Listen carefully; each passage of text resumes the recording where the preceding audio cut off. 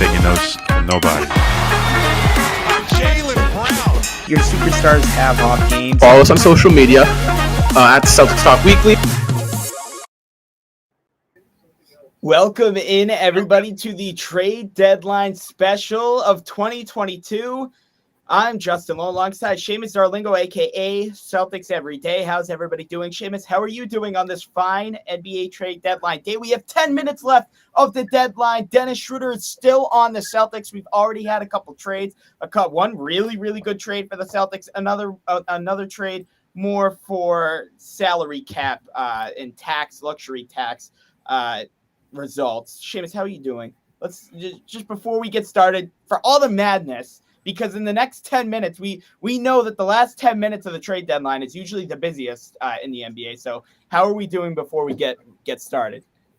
My head is all over the place. This is the craziest deadline day that I can really remember because of the James Harden deal, because of now the Kristaps Porzingis deal. Those are really all-star level players being swapped in between those four teams, the Wizards, the Mavericks, the Sixers, and the Nets. And there could be more on the way in terms of the Nets possibly moving more first-round picks, Nicholas Claxton, Joe Harris, something of that nature. You never know, but this is one of the craziest deadlines I can remember. A couple of years ago, 2019 was pretty crazy as well, just with the sheer volume of moves that were made that day, but you didn't see the blockbuster moves like we're seeing today. And like you said, things get busy right up until the deadline here, and even after the deadline. They just really have to be, I think Keith Smith mentioned it on the front office show, that they just have to be in the queue. Trades have to be in the queue at the league. They're not official at 3 o'clock, but you have to have it set at 3. And we have 8 more minutes, and I'm sure we're going to see a lot more tweets out of Woj,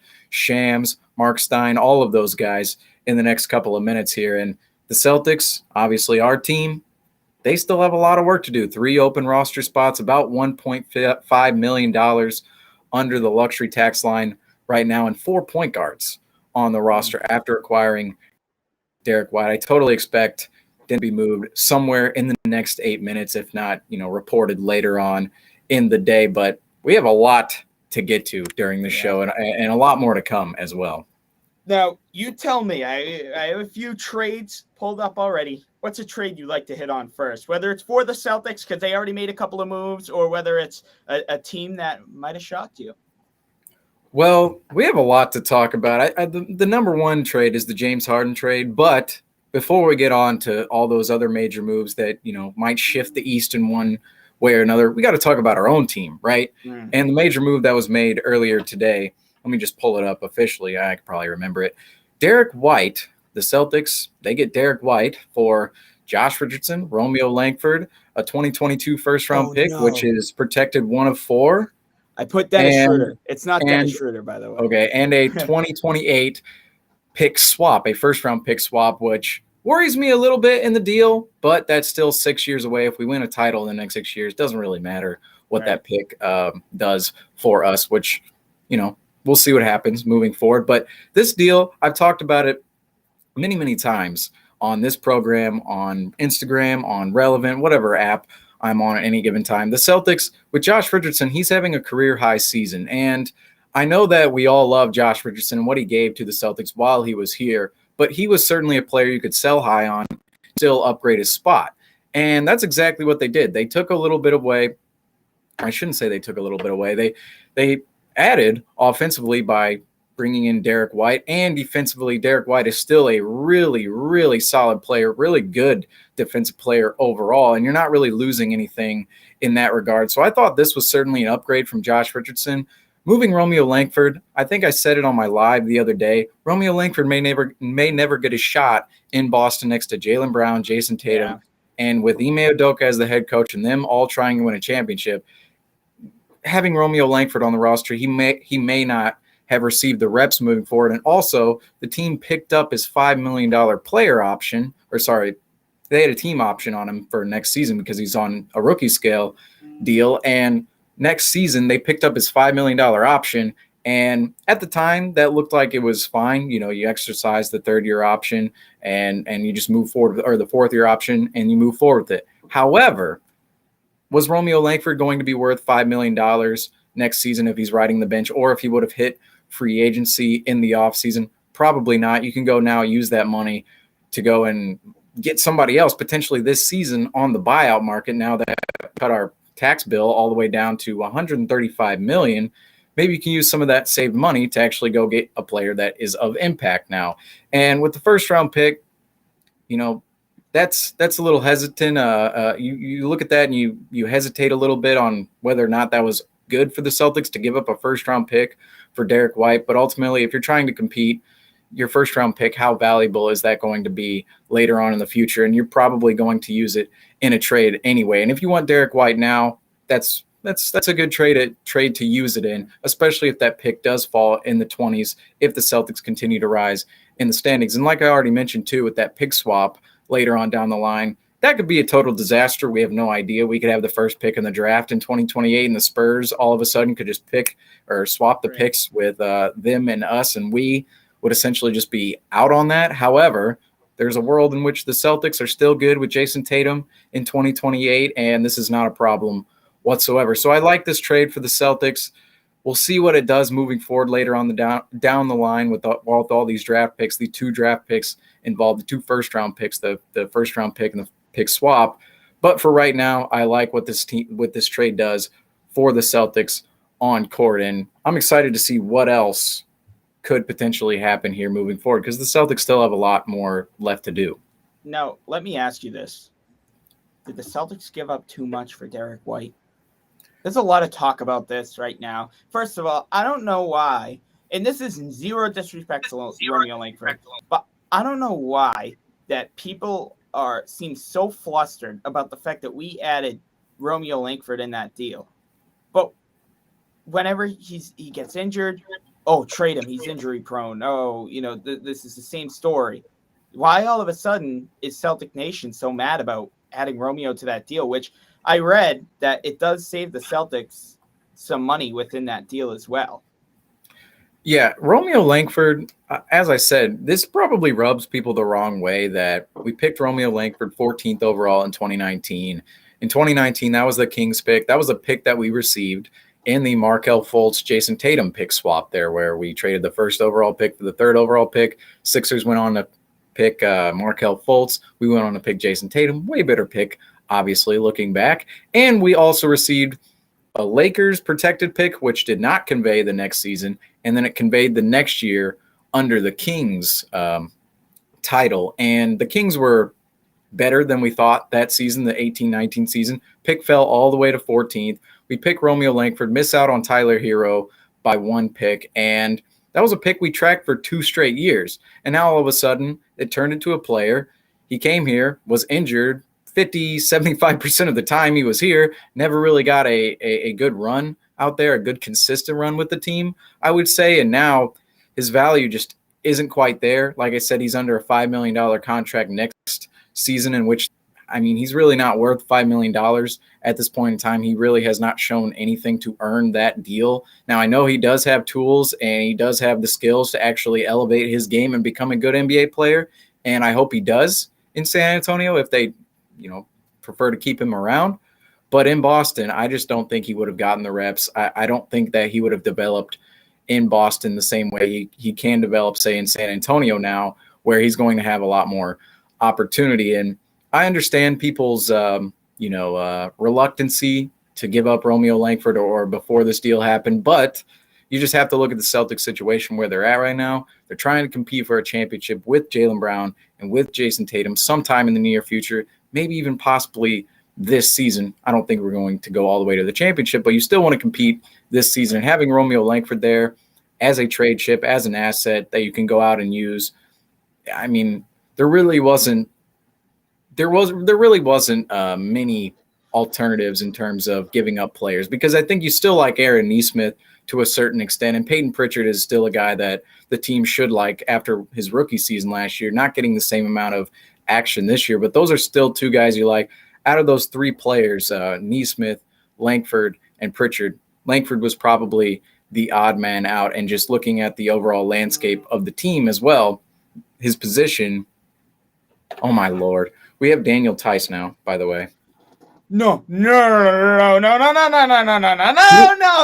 Adrian with me. Wojnarowski. No, No, I didn't Is get it. trading Daniel my Theis God, to the you're right. Celtics. No way.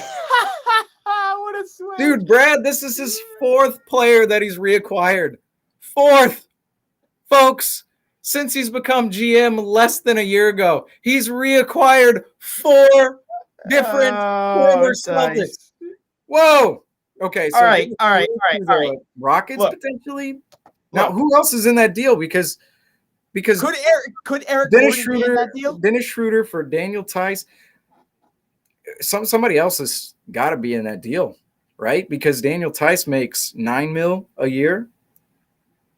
Oh my gosh! Whoa. We just got Daniel Theis, dude. Dude, Theis we just got nice. Daniel Theis back. For some reason, when he left, I was like, we're not done with Theis, right? Like, he's free agent in the offseason. Whoa. Let me wait, first of all. What? Rob thinks this is awful, by the way, which he'll be joining in later. I think. Well, it makes sense for where we are now, I guess. Now, do you think Ennis Freedom is in that deal? Because now you kind of have an overloaded center. Now you have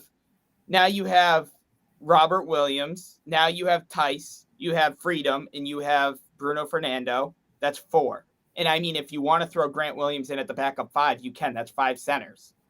Well, I would think Ennis Freedom is probably gone, but I don't know what is to come from all of this, because there's definitely more involved in this. And Horford, is he? I don't see his name out there. Don't freak out. But I've talked about him. Can they move his deadline? Is he going somewhere? We have a lot of bigs on the roster all of a sudden. I would think Freedom is the obvious dump, depending on where he might end up. Fernando as well. Both of those guys really make nothing. They don't really make anything in terms of salary.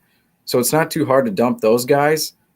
But this is crazy. I mean, we have Daniel Theis, Al Horford, and Robert Williams. Salaries don't match, right? Yeah, something else has to be within this deal. Sorry, guys. Guys, we're going to be on our phones. We're going to be on our laptops. It's a trade that like this, especially like when this stuff happens. Well, I came into the show. We were talking about it. We expect a lot more out of the Celtics, and this is certainly a lot more. I really did not expect. Rob thinks we got worse. I don't know what to think of this. I'm not saying it's good. I'm not saying it's bad. I don't know what to think. It's definitely an upgrade from Freedom. If Freedom, there's no question about that. I love Daniel Theis. He's somebody that when we signed him, I remember it was announced way before he actually signed with the club. It was announced in early June, and then later in June of 2017, in July of 2017, it came out officially by the team. And you're just okay. Jeremy Grant remains Pistons. Cool. Brad is doing everything Danny didn't do, or like Danny did in reverse. Well, it's so funny. Brad, he's reacquired 4 Celtics now. I mean, to be fair, he did trade one away earlier today in PJ Dozier, but he is a free agent during the offseason, so who knows what happens on that front moving forward. I wouldn't hold my breath over it, but we have Daniel Theis. That is an upgrade to me, because I mean, obviously we need to see what else is in the deal. I suspect Freedom or Fernando to be rerouted elsewhere, potentially maybe even to the Rockets. And I wonder if this deal, though, I wonder if the Celtics now absorb Theis into a TPE, or wait a minute. We have the Josh Richardson TPE, right? Yeah, we just got like an $11.6 million TPE. No. The one before the Moses Brown, Josh Richardson move. We have that TPE as well, I believe. And that we could absorb. I believe we can absorb Daniel Theis into that TPE. So, yes, this does work with this trade, I believe. I don't understand. I don't know. Like, I don't know how I feel about it. Like, Definitely an upgrade from Fernando and Freedom for sure. I can't believe this. I mean, I love Daniel Theis. I love this move actually because we had 4 point guards. I came in here saying it that wow, we have 4 point guards, three more open roster spots. Whoa, no deal for the Lakers. That is brutal. Wait, what do you mean? No deal for the Lakers. They're not going to make a trade. Houston gets Freedom and Fernando in the deal. Let's go. That's hype. That is such an upgrade. Where is that? Where's that reported? Where? Shams, right here. All right. Hold on. Adrian Wojnarowski, Freedom and Fernando. Nice. Okay, so we suspected that. Well, I just said it like 2 seconds ago. Freedom and Fernando, I thought they might be rerouted elsewhere, but it turns out they will be in that deal as well, and that's certainly an upgrade for the Celtics. When you look at we didn't talk about this too much coming in, but I started to write about it the other day and never actually posted it. That Enes Freedom and Bruno Fernando, having them at one of the third string center spot, we just needed to upgrade that spot for when either Robert Williams or Al Horford, say one of those two guys miss a game or miss a couple of games like they're prone to do. Both of those guys, Al Horford, he's 35. Rob Williams, he's been injury prone throughout his career, although better lately. If one of those guys gets hurt, which you can, you don't want to say later on down the line that they will, but say if they do get hurt, Daniel Theis is that perfect third guy you can slot in there. Now, I do wonder how the minutes shape up because, Daniel Theis is still a really good center. I wonder how they do go about using him within the rotation, how much he actually does play. But, wow, this is – Dennis Schroeder for – So, wait, the Celtics – Now, let me – sorry, go ahead. No, the Celtics can't be done with trades, right? Because there's 5 open roster spots. 5 open roster buyout market. Probably go on the buyout market. The Celtics really just said, F it. We're only playing 8 guys, and now we're really only playing 8 guys. We only have 10 guys on the roster all of a sudden. Sorry, folks, whoever is watching this here. I hope all of you are just as shocked as here, but I love no deals for the Knicks. So the Knicks and Lakers, no deals. Cool. F both of those teams and their fans. No offense to Knicks and Lakers fans. I'm sure you're good people, but it's just how it is. Now I want to bring up this point too. Last offseason, actually, this is actually they couldn't have done this, but last season, they traded to pay him in the off season. They couldn't or didn't the off season. He got a $9 million per year deal with Houston. We turned around and gave the MLE to Dennis Schroeder. And now we trade Dennis Schroeder and his freedom and Bruno Fernando. Bruno Fernando we acquired in a trade over the summer with the Tristan Thompson deal, him going to Sacramento, and us getting Chris Dunn before rerouting him, and his freedom signed to the minimum. Now, those are all provisions in which we used to operate over the cap. We could have technically re-signed Daniel Theis if he was on our books using bird rights, but we thought, hey, we're not going to be able to pay him this summer. And so we went the other direction of acquiring Schroeder, making that Tristan Thompson trade, and then signing in his freedom. And now you're trading all those guys for Daniel Theis, who you could have just paid in the first place. Now, it would have worked out differently. The transactions are a little, they have to go in a certain order, but that's just a little nugget in there, I guess, at the end of the day. So our minds are blown right now because I'm a little confused because the Celtics have 5 open roster spots now. And yes, Rob brings up a good point. And even though we have Theis, White, and Pritchard coming off the bench, we don't have anybody else. So who cares? I mean, we no, don't play any of those dudes anyway. No. Yeah. Go ahead. But there's Make your 5. point. Yeah, but Seamus, there's 5 open roster spots. So something's The gonna happen. The buyout market. Now, I don't know. We might make another deal somewhere. We'll see what happens. We do have a couple of other. We have a couple of other trade exceptions that we can use, really minor trade exceptions. But if you can move off a second round pick or something of that nature for another guy who makes, $1 million, potentially that's a move they could make at this point in time.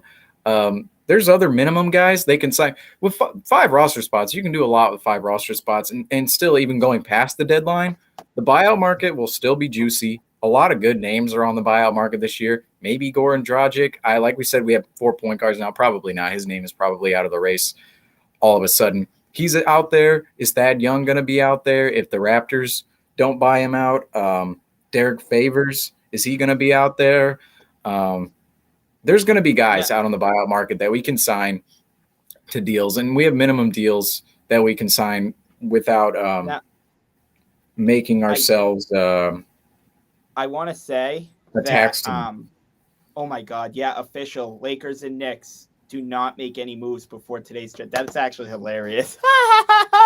The 2 teams that were most rumored to get players, and they're not getting anybody. But I just want to really quickly say, I see, Rob really hates this trade. I see both sides. I really do. I agree with Rob. We still need shooting. We didn't get better offensively with shooting. Yes, Derrick White is having a better, great couple of weeks shooting the basketball. Yes, Daniel Theis can stretch the floor, I think, but we didn't get shooting, and that's the problem I think Rob has with that Dennis Schroeder trade. I think he's going to come on. I think, let me get this straight, because if Rob is watching this, I think Rob really likes Daniel Theis over Freedom and Fernando. I think he thinks that's a big upgrade. This isn't what he said. This is what I think he thinks. I think those are great. He thinks those are probably great upgrades. But at the same time, you didn't get any shooters in results. So maybe it would have been different if we gotten a Garrison Matthews who is on the Houston Rockets, or a Eric Gordon who, even though he has a big salary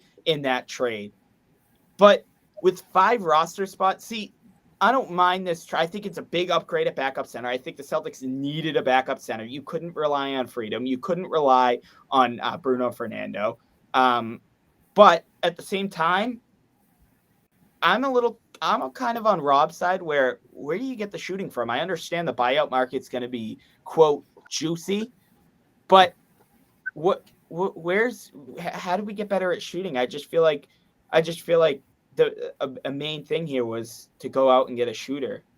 Maybe Rob and I are just kind of seeing differently, but I kind of agree with Rob. This is a good trade for a backup center, but none of the trades we made today improved the Celtics shooting. I would say that there's a potential that I think with our 5 roster spots, you're going to see a shooter somewhere in there. I mean, like you said, that was our main priority coming in. We essentially upgraded Josh Richardson, which I kind of speculated that we could do potentially. At some point, I thought that might not happen, but now, like we see, we upgraded him with Derrick White and gave up Romeo Langford and some picks in the process. And then we go out and move Schroeder, which we all thought was going to happen, for Daniel Theis.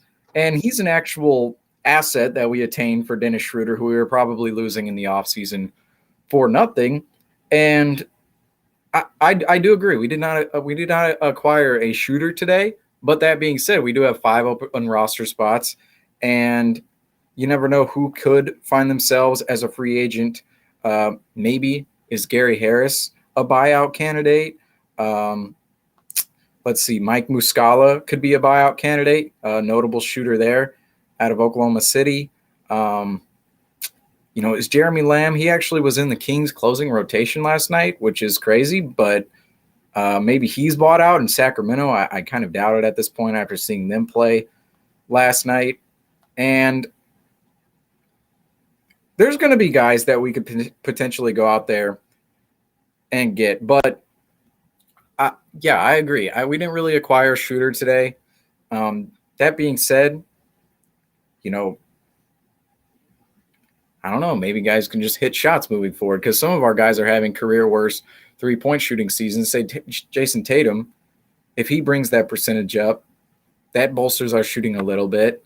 I don't know. I'm being very theoretical here. Well, if guys can make more shots, our shooting will be better. Right, of course. But sorry, there's just so many things being up right now. Let's go real quick to the Celtics salary number here. Our new one, if I can quickly put it in here.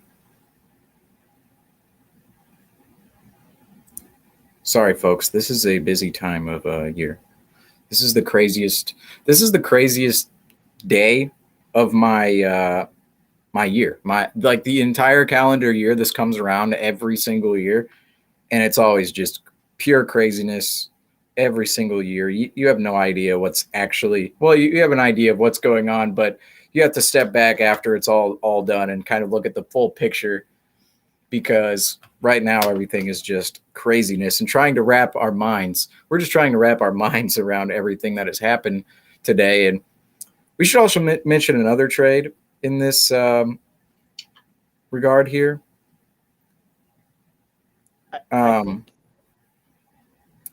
Bol and PJ Dozier, that was a complete. This one's kind of the quick touch here. Bol, PJ Dozier, 2 injured players on the Celtics roster this season, both free agents during the summer. The Celtics would not have gotten a look at them at all this season, even if Bol, like I said, his timetable and he was supposed to come back later this season. I just don't see him playing this season at all, just because of his past injury history, and why rush him back just to watch him for a week or two. But they give up Bol and PJ Dozier for a second-round pick that will not convey to them ever. I believe it's top 55 protected, most likely from the Magic. And the Magic just eat their salary. Bol, PJ Dozier. Celtics got under the luxury tax line, made them created a little bit more flexibility for them to move around these deals. The Derrick White deal, the Schroeder deal, obviously following that deal. But Rockets just right waived now, freedom. Rockets waive freedom. Oh, dude, tune in, Rob. Wait a minute. Wait, we have Rob. This is Rob's news. The Boston Celtics will explore converting Sam Hauser to a standard contract from his two-way deal. He was talking about this on the show the other day. Give Sam Hauser an opportunity. Well, here we go. He might be a standard roster guy by the end of the day. Who knows? Yeah, I actually, dude, look at the group chat. Look at the group chat, Seamus. And he was talking about the trade, and I literally said, sign Hauser to a deal for F's sake. I said that. That's hilarious. I mean, I think Hauser should listen to us, really right? get a deal. Yeah, I know. I'm not the front saying office Hauser is listening right now. But, like, Hauser's a really good shooter. And he just had a 30.7 made 3-pointer night the other night. I'm sorry. Oh my God. Per Gary Washburn of the Globe, Daniel Theis has already been assessed 2 fouls in his first game back with the Celtics. Oh, we're going to have to put up with Theis foul trouble, though. All right. Our new salary number is $134 million, about even, honestly. And let's see, guys, don't worry. We are just, I'm surprised. I love Nesmith. Everybody knows I love Nesmith, but I'm surprised he wasn't dealt either. Sorry, I'm blind, folks. Guys, we're just making I'm just making edits. Don't worry. Seamus, keep talking and everything, whatever. Who did we just trade for Christ's sakes? Daniel Theis. Dude, this day has already been crazy. James Harden is a Philadelphia 76er. Ben Simmons has been moved, and that's been a saga that we've talked about forever, it feels like. Just the whole NBA community has talked about forever at this point, almost a year's time. The Celtics are about $2.6 million under the luxury tax line right now. So they have $2.6 million essentially until they pass the luxury tax line again, which they're not going to do, because that was the whole point of some of the moves they made today. But yeah, 5 open roster spots and $2.5 million or $2.6 million technically of room under the luxury tax before they go over. So the Celtics, there's more moves on the way. Sam Hauser potentially converted to a standard deal. Buyout market, that's really going to be where I look at where the Celtics could potentially improve is there's going to be a lot of good buyout guys this year. This is one of the best buyout markets we've had in a couple of years. And the Celtics have some cash, a little bit to spend here, well, minimum contracts essentially to spend to fill up the rest of their roster. And you never know who could potentially take up those spots. I'm seeing a lot of Isaiah Thomas out there. The rumors, not rumors, but just speculation. Hey, we have enough roster spots for Isaiah Thomas now. Maybe potentially, who knows? Maybe that breaks our curse of having, of trading Isaiah Thomas after he played for us injured and through his late sister's passing. R.I.P. China Thomas, by the way. But you know what's funny? My salary is a mess all of a sudden. You know what's funny, Seamus? Yeah. When Rob and I were shooting the first episode of the Celtics Talk Weekly together, mm-hmm. The Celtics in the middle of our episode signed Jabari Parker, and like that was a pretty big signing for the Celtics last year in the terms of like it was a surprise. And then Jabari Parker, like in my opinion, I still stand by this, was one of the best, if not the best, 15th man on a roster in the league. So that was a pretty like big deal, and we signed him for cheap as well. And I just remember that. I thought that was like really cool. We have certainly another moment here. We saw the Theis deal happen in real time on this video, and I was hoping something like this would happen because that's always the fun part of these trade deadline shows is when people are live all over the place. You have Shams live, ESPN's doing their thing. The front office, Smith and Trevor Lane, shout out to them. They do a tremendous show every single day of the week on there. And then we have us on here, and we're all just reacting to all of this stuff when it comes out. And a lot of it is just craziness. Earlier, if we were on here during the Porzingis and Dinwiddie trade, we would have gotten an all-time reaction out of us or me at least because that was nuts. Whoa, that was not expected. That was not expected. That's like the thing, and like sometimes it's not even the players within the trade. It's like, whoa, like out of all the moves, like that happened, like whether it was good or bad, you know what I mean? Yeah, and there was some talk that not Spencer Dinwiddie, that Kristaps Porzingis could have been moved today, that teams were talking about him. That I think that report came out earlier this morning or overnight potentially while we were in bed, or it came out at some point. And that was something that I looked at earlier this morning. I was like, okay, really, Porzingis, we've always talked about the Mavericks moving Porzingis potentially. We all know they want to get off his salary. And I was thinking, well, if we're not, if that wasn't discussed before the deadline, if we're not hearing it a lot, we're probably not going to see that happen today, so close to the deadline. But we have the Washington Wizards, who are just one of those franchises that, I'm sorry, the Wizards are kind of in the same group of the Blazers now, the Kings, the Suns in the past, and even the Suns, I would argue today's move puts them in that category, despite them being championship contenders now. All of these teams, these front offices, these owners that just, it's like they don't really have a sense of a direction sometimes. And that's really what I get out of the Wizards. Is Porzingis and Beal together really the answer? I know that they were trying to get off of Dinwiddie and Bertans' contract, and you got Porzingis back, but is Porzingis really better than those two guys? And having that guy on your roster moving forward under that money the next 4 years with Beal, and even if Beal does potentially opt out this summer and goes elsewhere, then you're stuck with Porzingis forever. And I don't know, it was kind of just an errant move by Washington. I would say I sort of like it for the Mavericks in a certain vacuum that now they get off the Porzingis contract. They split that into 2 contracts essentially with Dinwiddie and Bertans. Bertans, he has not been good the last year and a half for the Wizards, and potentially they bring out something in him in Dallas that the Wizards couldn't.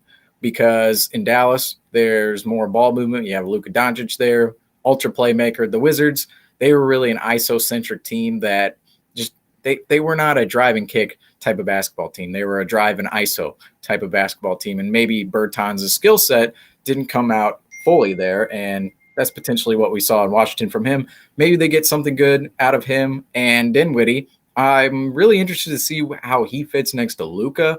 He was part of Washington's, isolation offense and them just being completely stagnant on that end of the floor. But we know Dallas, they're not exactly like that. I wonder where he slots in to that whole equation. But I do think that the Dallas Mavericks did get a little bit better by moving Porzingis because they already kind of had that 5-spot lockdown with the White Powell.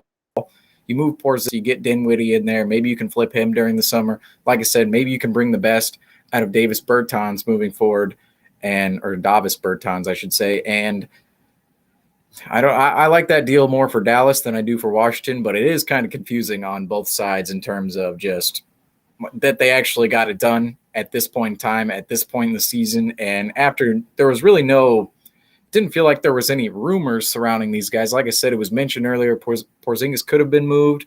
Dinwiddie, we all knew that the Washington Wizards wanted to get off of his contract at some point in time, but I really was not expecting a deal today, and especially not for those players being swapped for each other. It's almost like a bad contract for bad contract type of deal, like we've seen in the past, like, John Wall, Russell Westbrook. Obviously, that is more of a elevated example of that, but along the lines of that, it was shocking when it happened. Certainly, it was definitely shocking.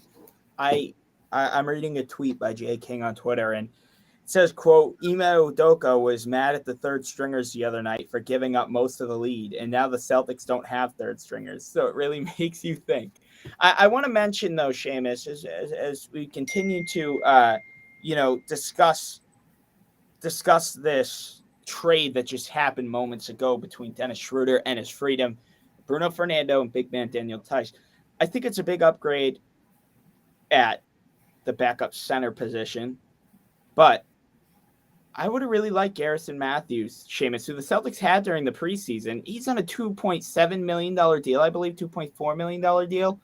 How come the Celtics didn't push for that? I mean, Eric Gordon, you could kind of see where it's like, yeah, he's expensive, but Garrison Matthews would have been a phenomenal bench piece, in my opinion, on this team. And I really wanted to see the Celtics push Matthews or Strus, and I think Strus has become a legitimate part of Miami's rotation. So I think it would have been a lot more.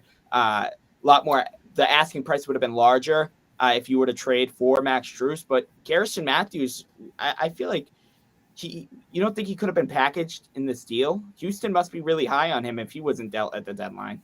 I think that under his current salary that he probably wasn't on the table in this deal. I mean, I'm sure that Brad may have asked for him, and I don't know. We don't really know what conversations took place behind the scenes, but Garrison Matthews would have been a good add in that deal. But like I said, we had him earlier in the season, let him go, and now, Houston probably doesn't want to give him back because he's an actual good piece for them. And like you mentioned with Strus too, I think Miami is more keen on moving off of Duncan Robinson than Strus because Strus is under a just tremendous contract for them. He's making, I believe, $2 million this year and then $3 million next year. And while Duncan Robinson is making $90 million over the next 5 seasons, and they essentially do the same thing. And that's just the reality of their situation there in Miami. Maybe Duncan Robinson, I believe he's going to be somebody that's discussed later on during the summer in trades. Maybe the Celtics are involved in one of those deals later on down the line. Garrison Matthews, though, I don't know the conversations that happened behind the scenes, but we didn't really give anything good to the Rockets here. In my opinion, the Rockets, they were looking to move on from Daniel Theis like they should have been because there's really no reason to keep him at this point in time because of how bad they are. He's a veteran center. He could make an impact like we've seen on a championship contending roster. And they got back Dennis Schroeder, $5.9 million salary. They got back Enes Freedom and Bruno Fernando. All 3 of those guys are probably not going to play for the Rockets at all. Maybe Fernando plays there. I believe Freedom is probably going to be released by them. Maybe even Schroeder too. Yeah. And if he is released by them, Schroeder, not, this is crazy and this won't happen. So let me just state that first off. But it's not impossible that he comes back to the Celtics if they do release him. In that buyout market type place, right? Yeah, but I don't think the Celtics will welcome back Dennis Schroeder after just simply trading him away. That would be just weird. And also, we were trying to rearrange our point guard depth here. Yeah, welcoming back Schroeder would be. I don't actually know if you trade. I'm gonna have to look that up in a while. You trade a player, and the team that you just traded that player to, if they release him, can you re-sign that player you just traded? I am not quite certain. I think you have to wait a year, right? If you trade somebody, you have to wait a year to reacquire them. I believe that's cool, actually. Brian Robb just came out with this, and I feel like it's a joke, but at the same time, it's a possibility. Some Celtic potential open roster signing candidates: Isaiah Thomas, Jonas Jerebko, Brad Wanamaker, Gigi Datome, and Gerald Green. Once it got down to Gigi Datome, I realized it might be a joke, but also Gerald Green, I believe, is talking about coming out of retirement. Datome, Jerebko, and Isaiah are phenomenal shooters. Brad is a playmaker. I don't know though.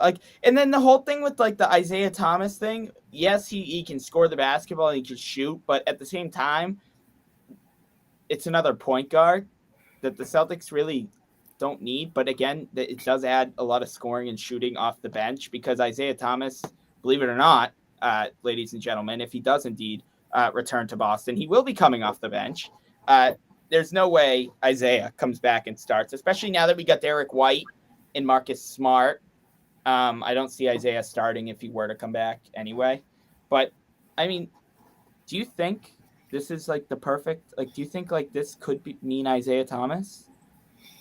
There's a possibility. I mean, if there's a possibility, there's obviously a possibility for anything, Seamus, but not to get the Celtics fans' hopes up. But if there's a shot, I feel like the shot's now, right? If there's any sort of light at the end of the tunnel for a possible Isaiah Thomas return, I feel like if any time it'd be right now, it's now or never, right?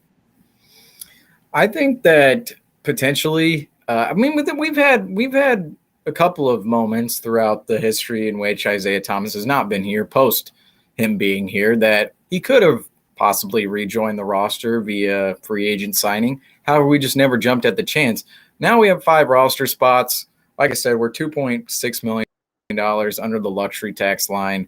And it is a possibility that he does come back and joins the roster. But that being said, I don't really know what the Celtics are going to do with these last 5 roster spots. I would think that they're probably going to fill up at least 3 of them at the end of the day, 3 minimum guys and call it a day, or even 2 minimum guys and call it a day. But I don't know who those players are going to be. And I can't say for certain that it's going to be Isaiah Thomas because he doesn't really fit in immediate need for this team. But then again, you probably have your rotation already squared away right now with your 10 guys on the roster, and the next 5 guys are going to be fillers that you essentially bring in to sit there on the end of the bench and potentially come in if any of these guys in front of them get hurt. And so there's always a possibility that he comes back, whether it's on a standard deal, standard minimum contract, veteran minimum, or potentially even a 10-day. That you could see that happen as well. Come on, bring him back on the 10-day. Give him a chance. Because we'll see. Listen. There's an argument. Wait. Before you go on real quick, there's an argument too that having Isaiah Thomas here would be a major distraction. Right. And no, you're right, and I see both sides of that. But what I want to say is I'm not. This is I'm sure you'll probably agree and disagree with this. You can make the argument for both, but you sign Isaiah to that 10-day contract, Seamus. Mm-hmm. That's not a commitment. That doesn't mean we're going to have Isaiah for the rest of the season. Give him a shot. Give him 10 days, whether that's 1 or 2 games, whether that's a week's worth of practice/training camp. And if it doesn't work out, guess what? You tried. Move on. Then officially, the Isaiah Thomas era is done with. Brad Stevens gave him a chance like everybody wanted him to. Unfortunately, it might not work. say in this case it doesn't work out, then guess what? You don't owe him any money. You to the fans who say the Celtics owe Isaiah at least another opportunity, a 10-day contract is an opportunity. ISO Joe got an opportunity, right? Your guy Al-Farouq Aminu got an opportunity. Garrison Matthews, Javonte Green, Max Strus all had opportunities. Now what? Javonte Green starting in Chicago. Max Strus is playing a huge role, and on nights is starting for Miami. I'm not saying Isaiah becomes a starter, but there's an opportunity, and a 10-day contract doesn't guarantee. Look at Lance Stevenson with the Indiana Pacers. They gave him a shot for the millionth time. He balled out. Okay, we're not going to guarantee you a contract, but you do another 10-day contract. Okay, this is 2 straight weeks where you played pretty good. We're going to give you a third, and we'll go from there.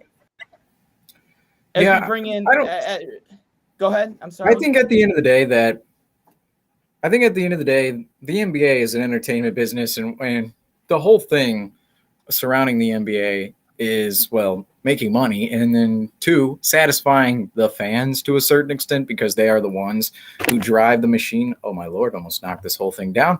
But the fans drive the whole NBA because they're the ones spending money on tickets. They're the ones spending money on jerseys. They're the ones spending money on League Pass and XYZ.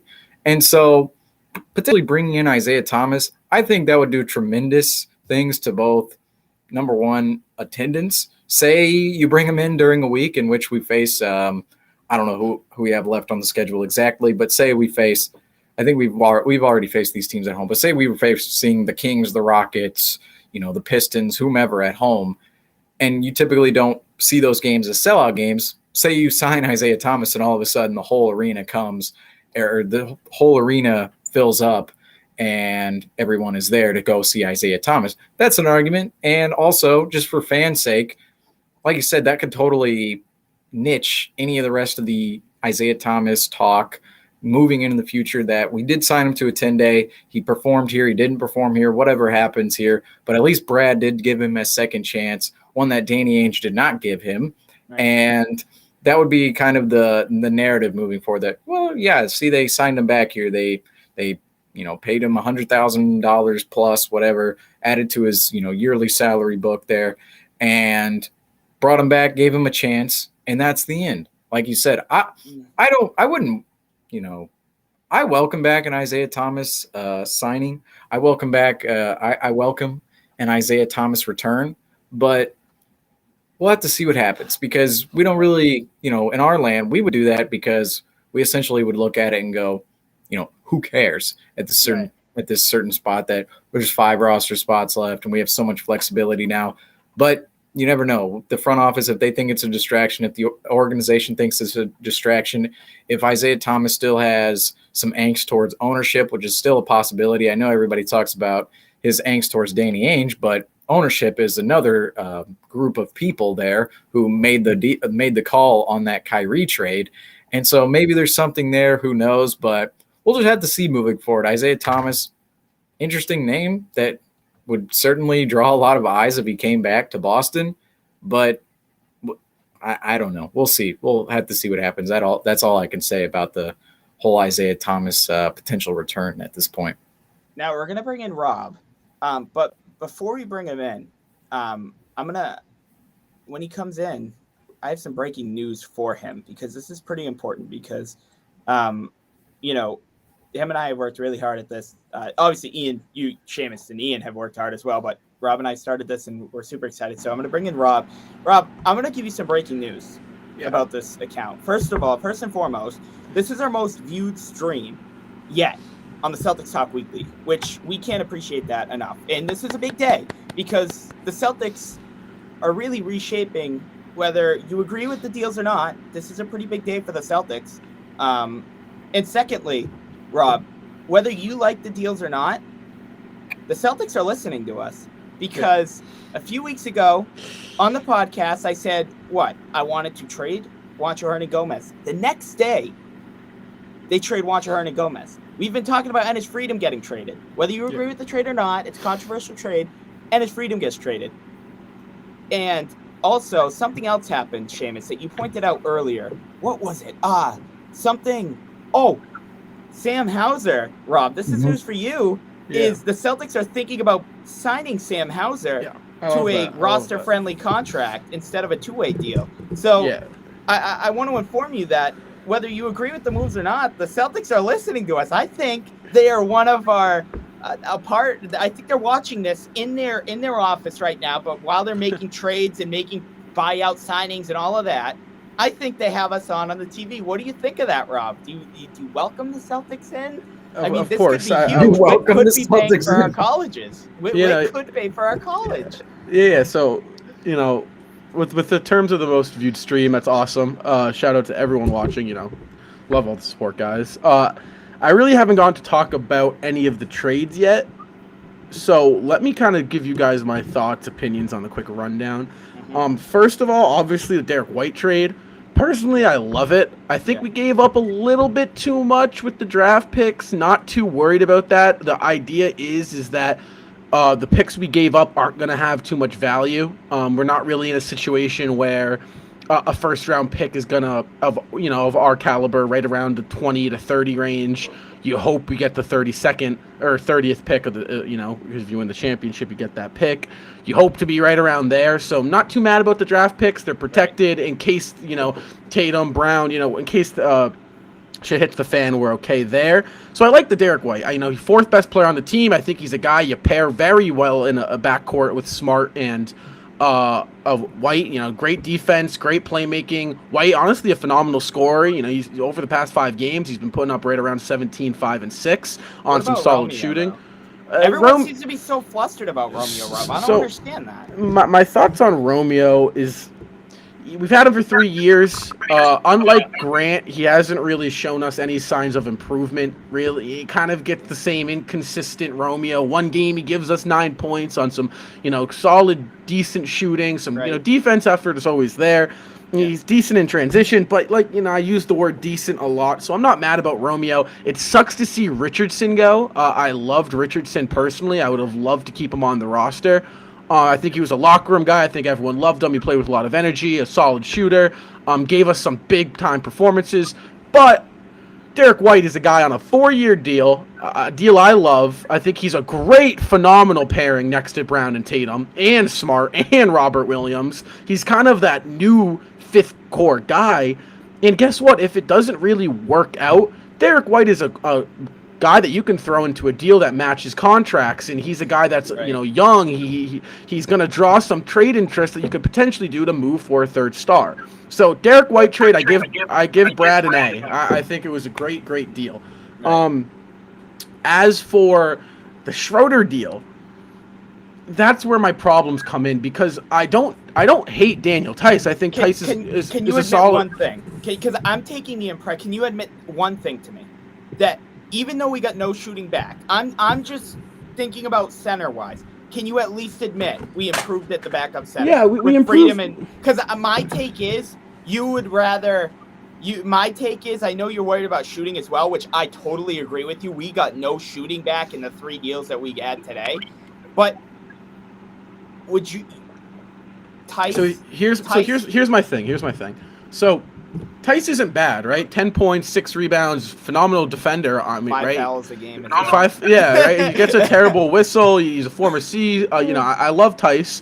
Yeah. I don't think it was a bad move going for Theis. I think Freedom was awful. I think, great upgrade there.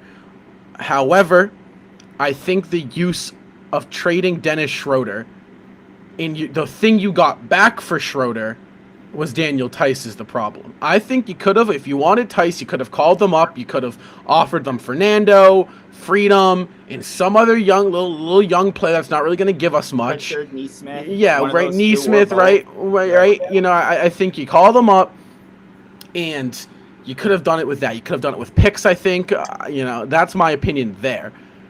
I'm upset that we used Dennis Schroeder, right, hearing names like Talen Horton-Tucker and Terrence Ross and Dante DiVincenzo, who kind of fit the Celtics' needs, right, at that shooting, scoring ability, right? That lack we had of the bench, I think we really forfeited a chance of a guy that can really provide something that the Celtics were missing. I don't think Theis provides anything that the Celtics were missing, right? In reality, how many games a year did you see?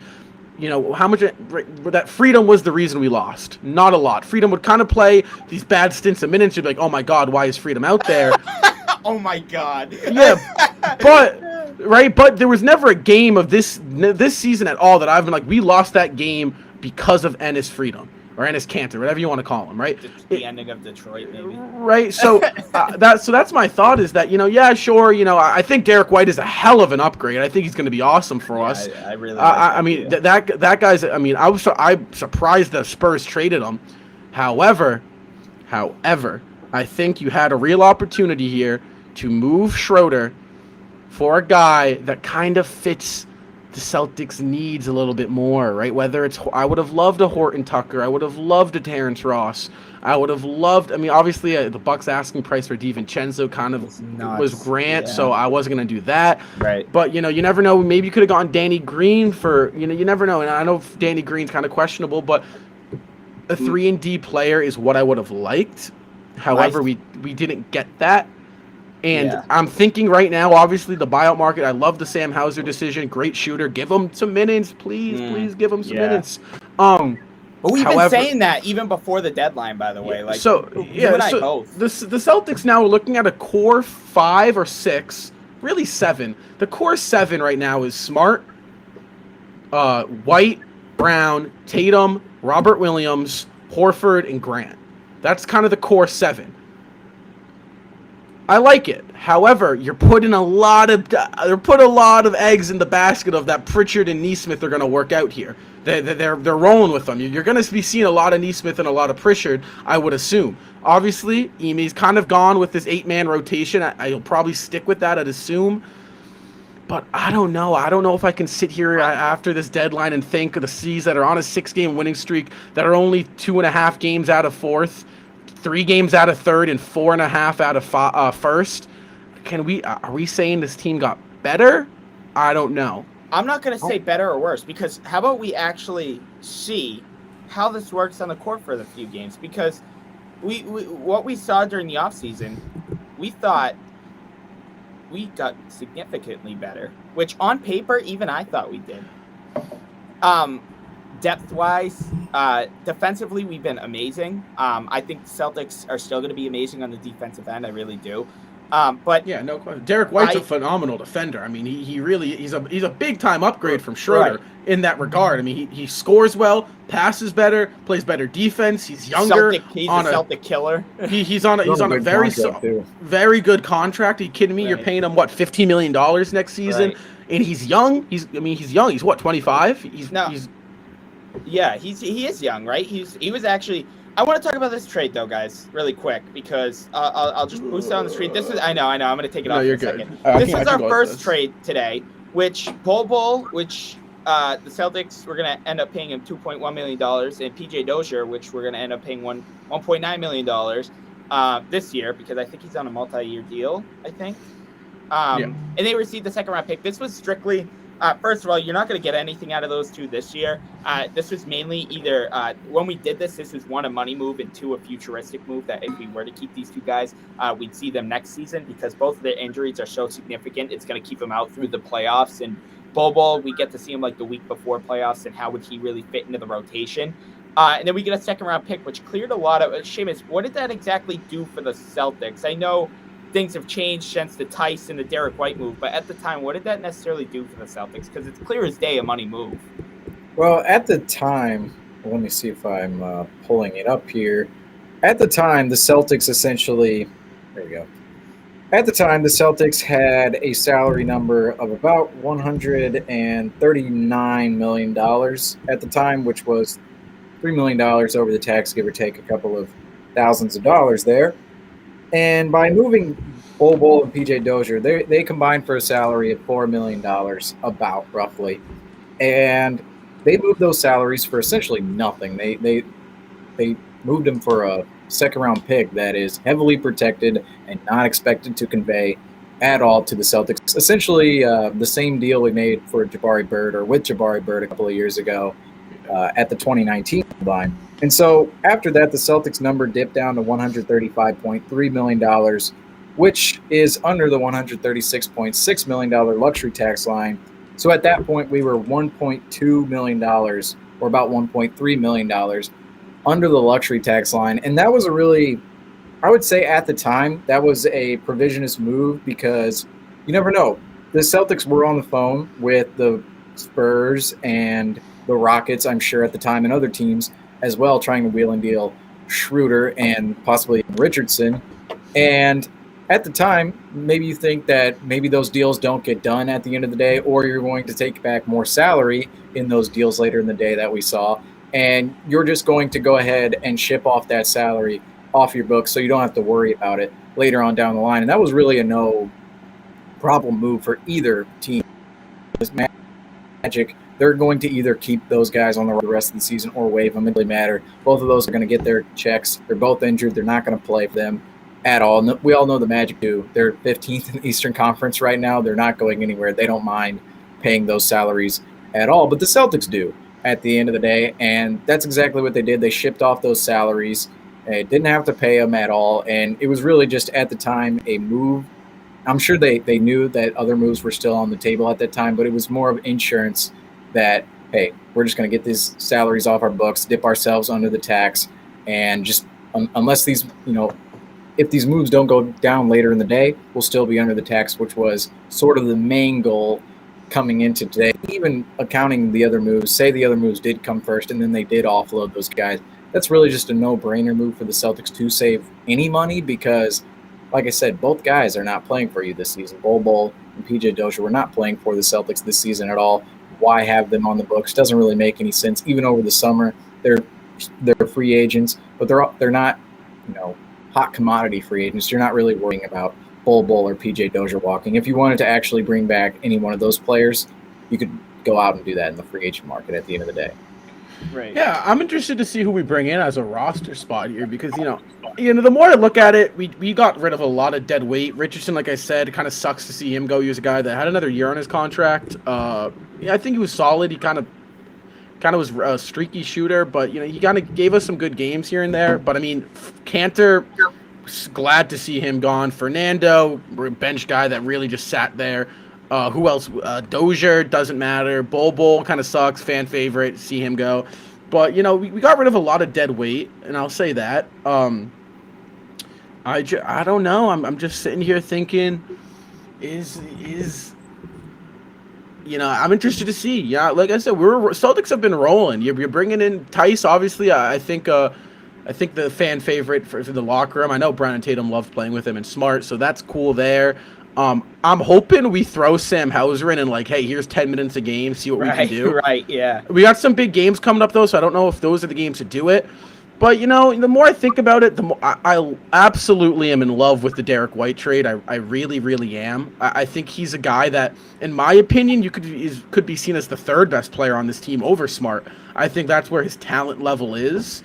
Wait, third best player over Smart on this team. So with Robert Williams. This was in his freedom's last moment as a Celtic right here. Yeah, the three-pounder. Yeah. So I really do love the Derrick White trade. I think it was a phenomenal move by Brad. One thing, you got to think about is who's going to fill up these spots. Whether I don't think it's going to be Isaiah Thomas. I think that's a little bit of false hope. It'd be cool to see him back. But we know those rumors will surrender. Yeah, but if I'm Brad Stevens, I'm looking into this buyout market. I'm saying, okay, who can I get? Obviously, for the cheapest deals. For the best, who's the best shooter for the cheapest deals, and you just fill up the spot with that because when one thing in the NBA I think that's really has been apparent this season is that you got to be able to shoot the basketball. If you can't shoot the basketball and you're on the floor, you're gonna look at our friend Ben Simmons, right? Look where he's ended up today, right? It's been a season full of drama because the guy simply cannot shoot. If you could shoot, your problem solved. So I think that this team got worse in the shooting department, in my opinion. I think because obviously Richardson's a 40% shooter from beyond the arc, and White's a 31.6, I want to say. So you decrease there. Your defense got a hell of a lot better. I'll tell you that. This defense is guys 1 through 8 just can lock up, and that is scary. I mean, to think that the Celtics were already the best defense in the league, and then you add Derrick White and Daniel Theis, who are known to be defensive guys, like that is, like the defense is gonna be wild that this Celtics. I mean, I wouldn't be surprised if we held some teams to what's the new standard, under 70 now. I mean, it was already under 80, so 63. Yeah, so this Celtics team is, I think, that's big. I do think. I mean, they're really buying into this whole defensive identity thing, and I love it. That's what Celtics brand of basketball is, in my opinion, is grit and grind defense. However, like I said, you kind of need some new shooting. I'll be a broken record for this next week. I hate to see Richardson go. I love that man. I want to touch on this earlier, though. Rob, you said in the Dennis Schroeder deal, like we only got Theis out of the deal. But we were sitting about getting Troy Brown, a second-round pick, two second-round picks. And, I don't think that the Dennis Schroeder trade really upgraded the roster in the way that we thought it could, potentially leading up to the deadline, because we were, swirling around in those rumors of, hey, maybe Dante DiVincenzo is out there, maybe a Terrence Ross is out there, and that would have made a little bit more sense for the Celtics. But like we saw, Dante DiVincenzo goes minnow. Milwaukee gets a real player they actually moving forward, which is a center / power forward, Serge Ibaka, moving forward. And those deals were probably off the table at the end of the day. Terrence Ross, it would have been hard to match salary with Orlando in that instance if, we were just we could have simply absorbed him into a TPE and just said, call it a day, let's pay the tax. But at the end of the day, I think we all know ownership does not want to pay the tax for this year's team.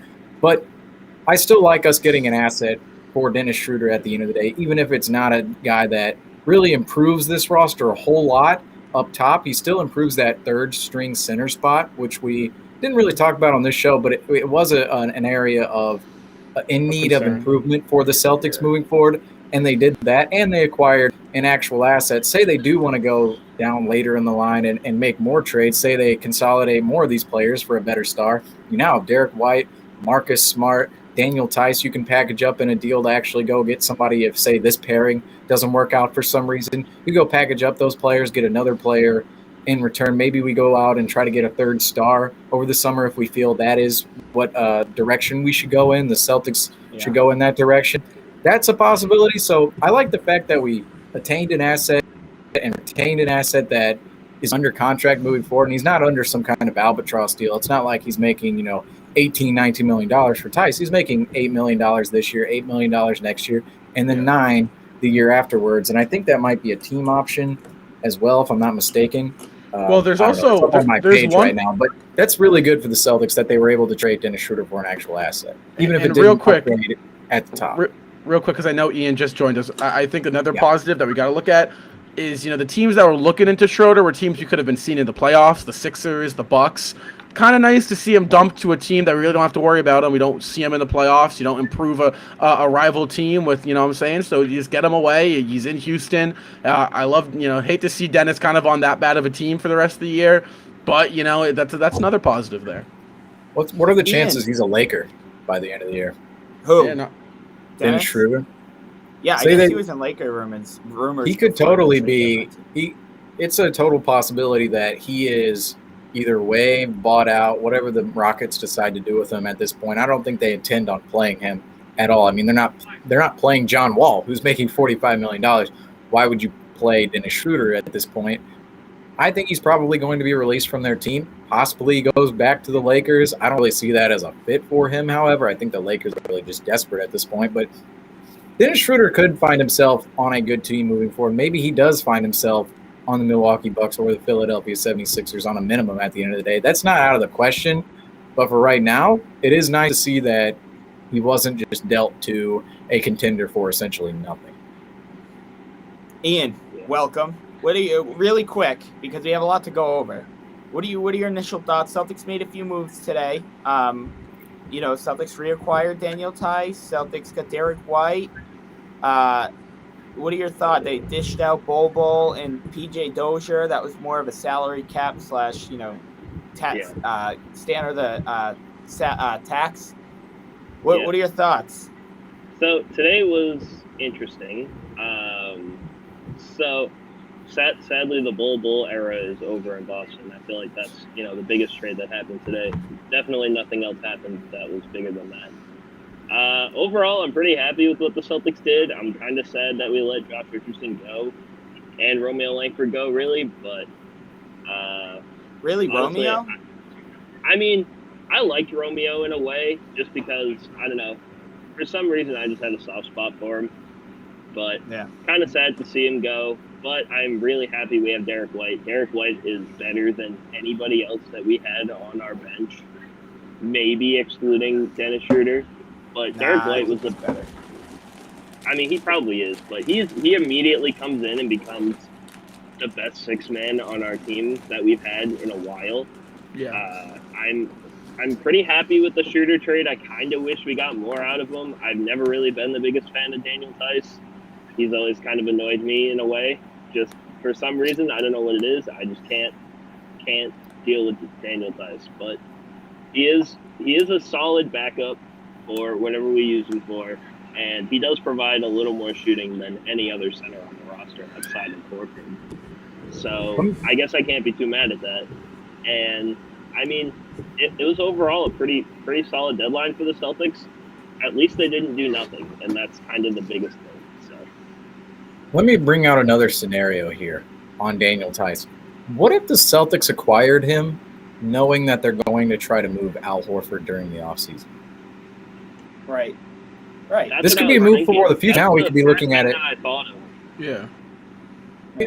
Right now we could be looking at it going, Daniel Theis, he's slotting into that third string center spot. Does it really make much sense with Al and Rob on the roster? It's almost like that same situation last year where Tristan Thompson, Rob, and Daniel Theis were on the roster all together. And I think, though, moving forward, if they move off of Al Horford this summer, if they somehow get something for his deal or just salary dump his deal to, say, a team like the Rockets or a team like the Magic or whoever's trying to tank next year, maybe it's the Blazers, who even knows, maybe they move his deal over the offseason to a team like that, and Daniel Theis and Rob Williams are the two centers moving forward. Right now, it doesn't really make a lot of sense that all three of those guys are together on the same team and in the same rotation. Daniel Theis might be a little overqualified for that third string spot, but you never know. This could be a move for the future moving forward. I think we think this year the team is going to be competitive, and right now they've shown 6-game winning streak. They should be able to, extend that further on, beat the Nuggets on Friday. And I don't think we're going to win the championship this year, but we can still compete with this roster. At the same time, it's almost like the same talk we had over the summer where it's, we're not competing, but this roster should be competitive. I still think it should be competitive moving forward. Maybe that move with Daniel Theis is just a move for the future when the Celtics inevitably try to move off of Al Horford over the summer, because $26.5 million for Al Horford next season, that's a pretty penny. Yeah, and guys, I hate to do this to you guys. However, my time has ran out. So I think real quick before I end, I've said it a couple times, solid deadline day. Brad, I think, handled himself a little bit, not a lot, but as I'm being sarcastic, then Danny did. Definitely kind of, didn't force anything. I think that, like I said, Derrick White, hell of a pickup. I think he's going to be so good for us. But most importantly, Caesar Rome, we got to keep this run going. We're on to Denver now. The deadline's over, right? We're on to Denver. Whoever we got on the team, whoever is on this roster, we expect them to go out and compete. So, yeah, who's going to be on the roster on Friday? Tomorrow. Are we going to have all of these guys? Are they going to pass physicals and fly into Boston in the next 24 hours and make the game? Yes. We hope so. Yes. Right? But Christ, you have to. I will see you guys on hopefully the post-game show tomorrow. I'll let you guys know. But good deadline, guys, and keep it up. All right, peace. I just want to say, for the people who are being Debbie Downers and really dislike what the Celtics did, at least we're not the Lakers and Knicks, two teams who have had just a catastrophe, just an awful season so far. Per Woj on Twitter, neither the Knicks nor Lakers will be making any moves at this year's deadline. Both teams who have struggled a lot this year. Both teams who have really tradable players. What do we think about that? I know, we are Celtics Talk Weekly, not Lakers and Knicks Talk Weekly. But again, this is kind of, to me, a little bit surprising because both teams are so heavily involved. I feel like these two teams, obviously, two of the biggest sports markets out there, as far as media goes. But I'm a little surprised neither of these two teams even made a slight bit of a move. Yeah, I mean, honestly, when it comes to sorry, Seamus. No. Go ahead, Ian. You're good. All right, so when it comes to this, honestly, I'm not surprised the Lakers didn't make any moves just because the Lakers really didn't have any assets to make any moves with, unless they were going to trade Malik Monk or Russell Westbrook, which nobody would have wanted Russell Westbrook. So, I mean, I did see that the Lakers were talking to the Magic about Terrence Ross, but I guess that didn't come to fruition. And honestly, if the Celtics couldn't have made a trade package for Terrence Ross, there's really no way that the Lakers would have been able to. The Lakers have less assets than we do. And when it comes to the Knicks, I mean, they made the Cam Reddish trade, but they're not going to use Cam Reddish because Tibbs doesn't like him. Interesting thought process behind that one. I don't know what was going on. I don't really get it, but all right. And I saw that the Lakers were going to focus more on the buyout market than anything. So I guess that's all that they have to look forward to is maybe picking up Drew Eubanks or I don't know, Ennis Freedom. So that's the only thing that I can think of for the Lakers and the Knicks at this point is the buyout market is basically the only thing that they were looking for. Yeah, I think the Lakers and the Knicks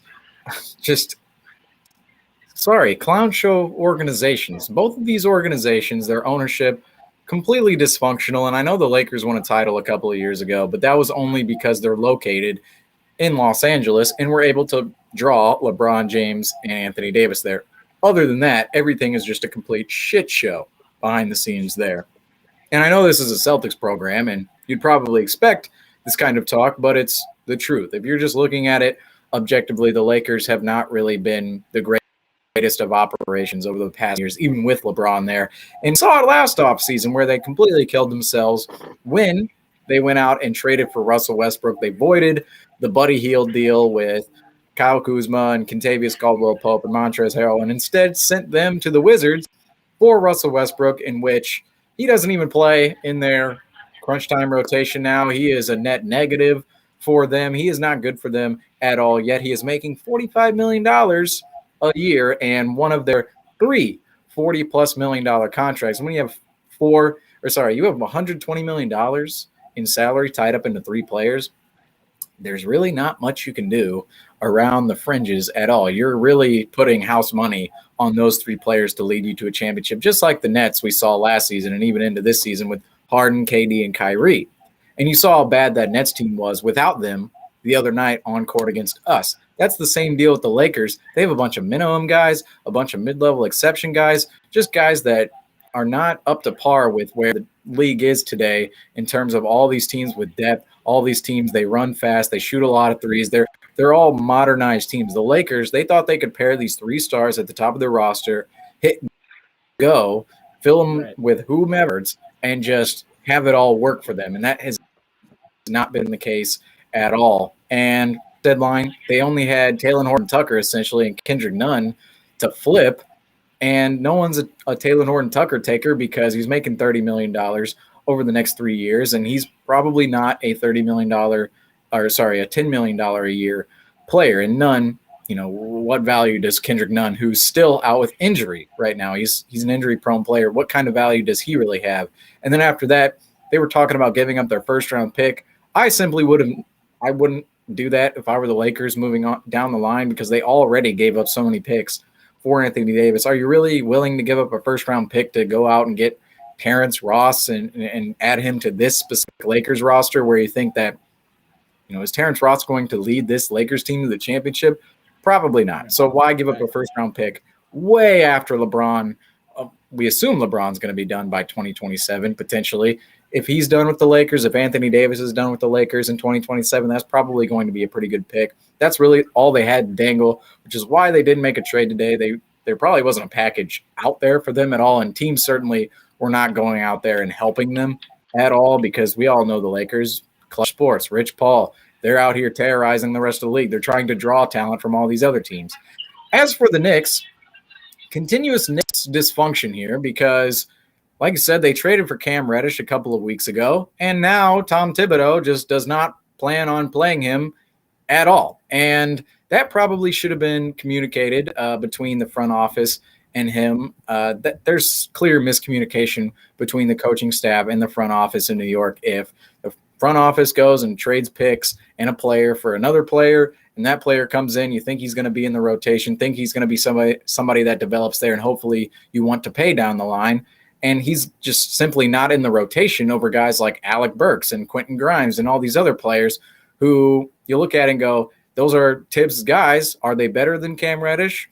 Probably not. And that's just reality of the situation there. They're trying to win ball games right now. They're not really trying to tank, and Tibbs is doing everything in his power to do that. And if that's sitting Cam Reddish, that's what he's going to do. But that should have probably been communicated to the front office before they made this move.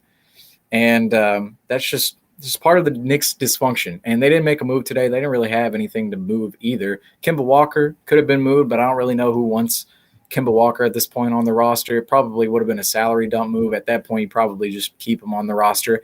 Evan Fournier looks pretty good, actually, that the Celtics did not sign Evan Fournier to an $18 million a year deal right now. I know a lot of people are probably rubbed the wrong way about that during the summer. However, Evan Fournier is not worth $18 million. We've seen it this season, and now they cannot move him for anything. The other piece they had to move was Julius Randle, and he's their number one star. We've seen it in the playoffs. He probably can't be a number one star. His contract is looking a little yikes right now, but he's still a piece you have there that you can build around moving into the future. Hopefully, if you're the Knicks, hopefully it turns around their situation there. But the Knicks and Lakers, this is last year it was turning. Or the Lakers won a championship 2 years ago. Last year the Knicks hopped up all the way to the 4 seed, made the playoffs, had home court advantage. It was looking pretty good for them. The Nets too in New York.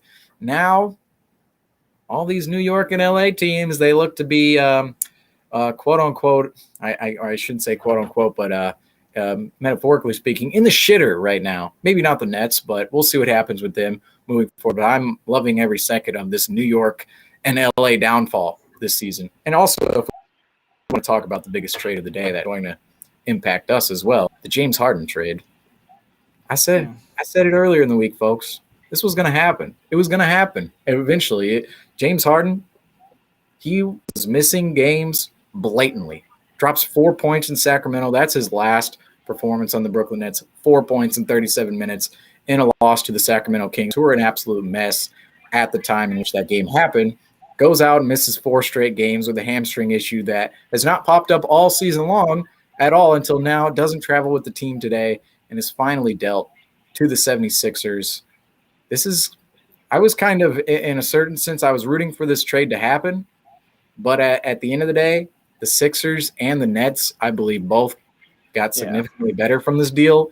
And those are two teams the Celtics are going to have to go through to win the title eventually. Yeah. Honestly, I do want to talk about the James Harden trade for a second here. I saw a lot of people saying that the Nets got worse because they gave up James Harden. No. I don't know how Simmons, who, when he's actually playing, is an all-star caliber player. They have Seth Curry, who is one of the most underrated players in the league and is having an amazing season. They got Andre Drummond, who is basically now the tallest guy in their team outside of Kevin Durant. Uh-oh. Lost him.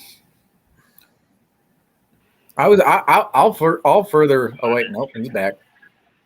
Crappy school Wi-Fi, but yeah. So I really don't understand how Brooklyn got worse, but the Celtics are going to be kind of screwed when it comes to the East, because before the James Harden trade, I thought personally that the East was maybe a little bit more balanced and the Celtics maybe had a chance, but barring incredible injury, it's not looking like that anymore. So it looks like it's going to go back to being a top-heavy Eastern Conference where the Celtics might struggle for the next when it comes to playoff time.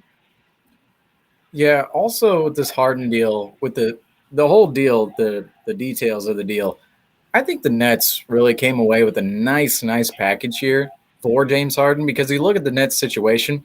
Yes, they were 13-3 with Harden, KD, and Kyrie in the lineup, and they looked completely amazing when all three played together. However, we all know with Kyrie's situation and Kevin Durant being injured, how often, and also James Harden being disgruntled because of all that, how often were they going to play together, and how well would they have played together, especially say if Harden bought into the situation and say Kyrie's not playing, every other game. It's a legitimate question to say, would Harden have still fit there? Does he fit well next to Durant and Irving? Is we've seen those two combinations, Harden, Durant, Harden, Irving. They're not as lethal of a combination as all three of them together. And if that's what they're going to roll with the rest of the season, it makes sense to move on from James Harden, who they thought was going to leave in the offseason and probably would have anyway, to the Philadelphia 76ers. You pretty much eliminate the risk of Harden not buying in, Kyrie not playing over half the games, and Kevin Durant, he's probably going to come back from injury. But you eliminate that risk and now have Ben Simmons on your roster, who, like Ian mentioned, all defensive level player, still an all-star level player. He was nearly an all-star starter last season. I mean, this guy's value, I think, has gotten really skewed in the media over the past couple of months where, Daryl Morey, why don't you just trade him for, De'Aaron Fox, or why don't you just trade him for Isaac Okoro and Colin Sexton? It's like, no, he got James Harden for Ben Simmons now. And obviously, too, Seth Curry being sent out in the deal, I was a little hesitant on that one. However, if you're getting James Harden back in a deal, you have to give up something to get something. And your guy, Ben Simmons, the Sixers guy, Ben Simmons, was not playing, so they ultimately had no leverage in terms of that. So they give up Seth Curry, Andre Drummond. Those guys, Andre Drummond and Seth Curry, are going to be tremendous ads for the Nets. I don't think people realize how good Seth Curry actually is at this point. He's almost like a Joe Harris replacement plus for them. And when Joe Harris does come back, maybe later in the season, if he doesn't have another ankle surgery, that could be a really, really dangerous team. And Andre Drummond, too, they don't have a big guy. Right. They really do not have a legitimate big guy other than Nicholas Claxton. He adds. He's actually played pretty well this season. And other past concerns with Drummond was the fact that he's on a $25+ million contract, and he's just not up to the level of a $25+ million player. Now he's on a minimum deal, much more serviceable player at that contract. The Nets get all of that back. Sixers, they get Paul Millsap. He's over the hill, but we'll see what happens there in Philadelphia. And James Harden, he opts into his deal for next season, so he'll not be a free agent over the summer. And now he has the chance to sign a just ridiculous extension with the Philadelphia 76ers that will see him be paid. He will be making $62 million at age 37. And right now, Harden, I would say definitely not MVP Harden up to this point, but we know what kind of level he can go to. We know what kind of skill he has. And Philly, they're essentially going all in on Embiid right now. So later on down the line doesn't necessarily matter for them, but that's going to be interesting to see moving forward where James Harden, where his career goes under that type of money, because they're eventually going to give it to him. But this season, too, I love the Embiid and Harden pairing. I love the fact that they didn't give up Tybal or Tyrese Maxey in the deal either. Daryl Morey stood firm, gave up two first-round picks to the Nets. The Nets could go flip that for something in the offseason. Who knows? Both of these teams, I shouldn't say I love this deal. Looking from both of those teams' perspectives, I love those deals for those teams. But from a Celtics fan perspective, both of these teams got considerably more dangerous today because the Sixers, they gave up Ben Simmons, who wasn't playing. They replaced him. Nets, who essentially the Harden was disgruntled and all this other hoopla, turned him into 3 rotation players and one of the big all-star, and still a 25-year-old player under contract for the next 4 years that they can essentially do anything with later on down the line. And both of these teams, I don't. This is why the Celtics. It was nice for that little week and a half there where we thought that, hey, they could compete and maybe they make some noise and these could still happen. But if these two teams reach their potential, it's going to be just a bloodbath for everybody else but Milwaukee and Miami. Milwaukee, Miami, Brooklyn, and Philadelphia. Those are your top 4 teams right now, undoubtedly. Right. We are coming up on our time, Seamus, but we are coming up on our time. I want to mention one more trade that happened in the Eastern Conference. It was actually like one of those buzzer beaters, right? It happened right when we were on air. It was a trade between the Washington Wizards and Dallas Mavericks. Wizards received Kristaps Porzingis in exchange for Spencer Dinwiddie, Davis Bertans, and two future second round picks. Talk to me about that, because that was like a flick of the wrist, buzzer beater. Oh my Zeus, it blew my socks off type trade. I know you really had a raw, natural reaction to that trade, Seamus.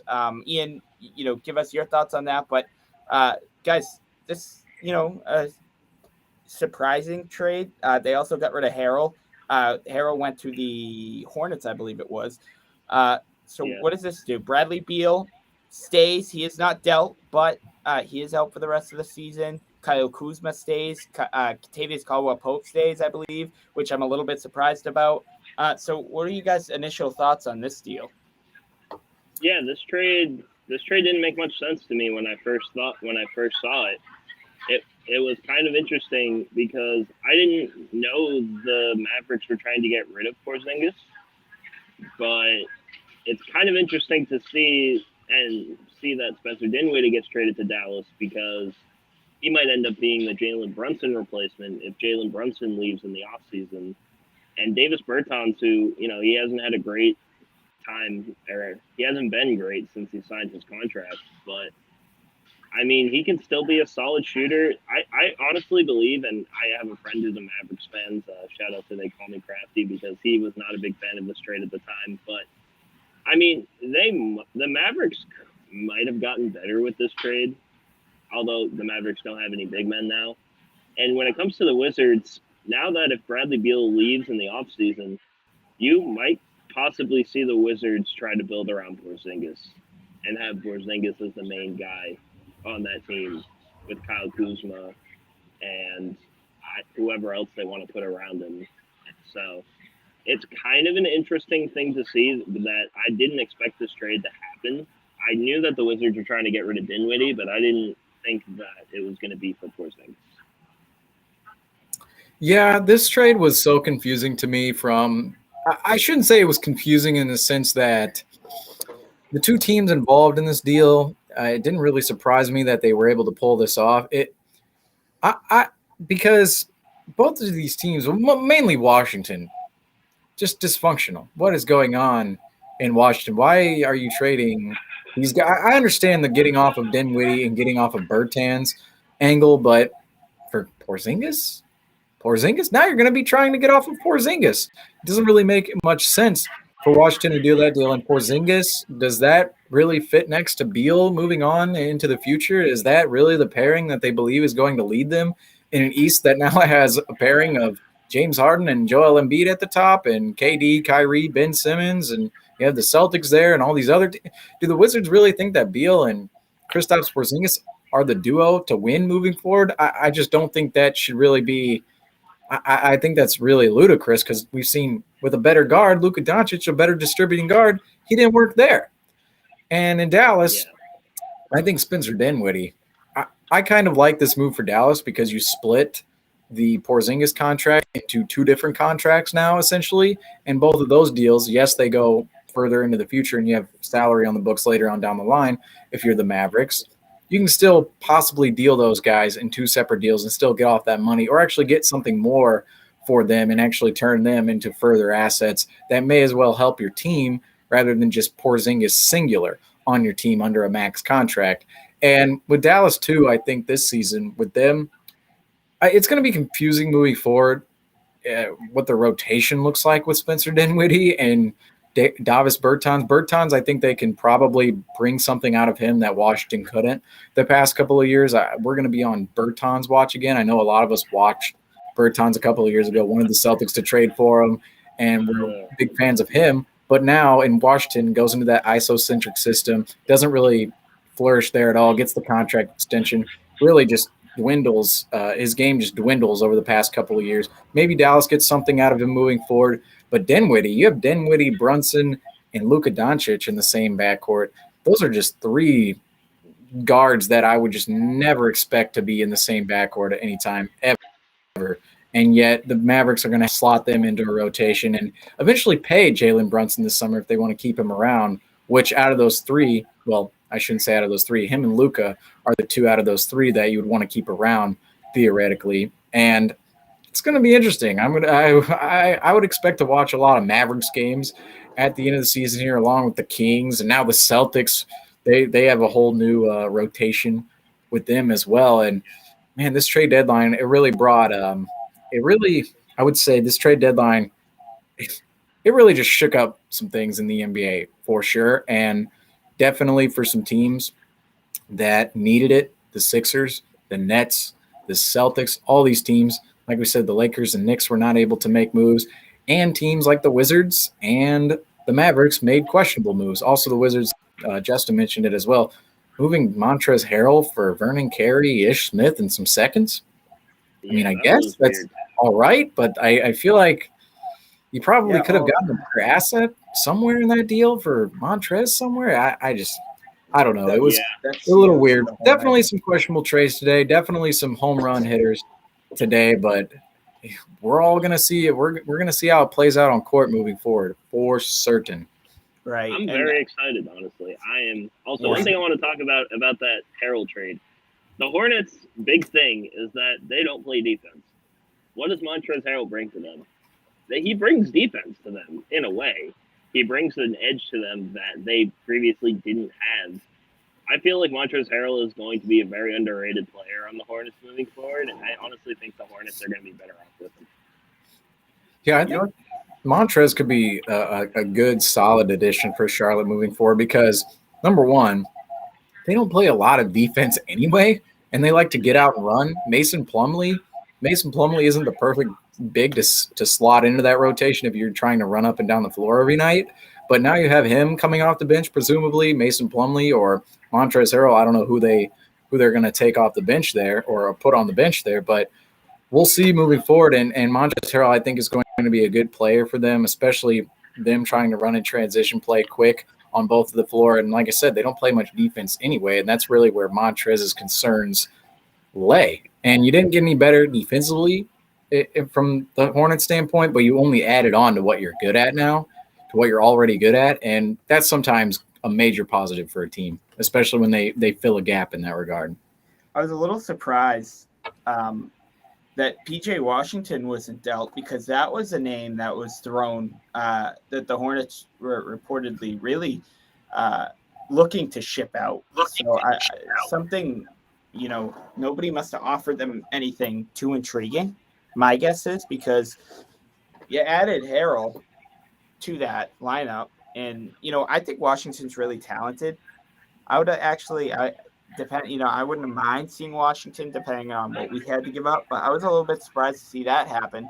But we are coming up on our 10. We have a couple of minutes left, and I just want to really quick talk about this trade that happened with the Eastern Conference as well.